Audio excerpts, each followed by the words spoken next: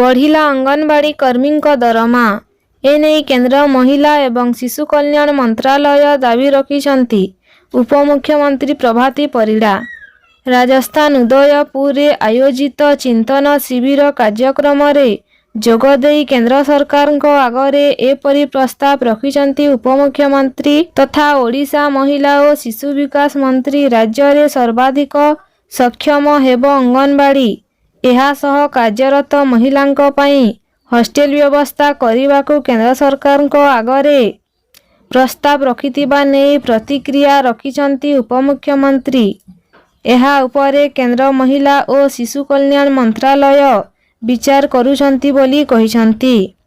महिला बाल विकास विभाग जो चिंतन शिविर थिला से चिंतन शिविर रे सक्षम anganwadi working women's hostel anganwadi workers मानकर दरमा बढ़िबा उपरे चर्चा हैला। मु भाबुची बहुत जल्दी ओडिशा को सारा भारत वर्ष रे महिला शिशु विकास पाई ये चिंतन शिविर बहुत काम रे आसीबो।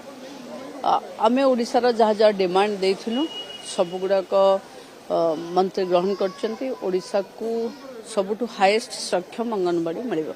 चर्चा तो बहुत जोर हेला जे दरमा बढ़िबा कथा।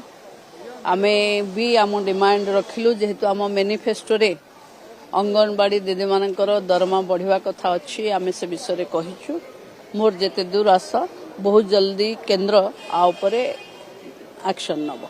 तो बहुत शीघ्र अंगनवाड़ी कर्मी दरमा बढ़िबो। टिकिनिकी जो खबर आसीबो मु आपन को बतेबी। सेति पई मो चैनल को सब्सक्राइब करनेबे। रहुछि धन्यवाद।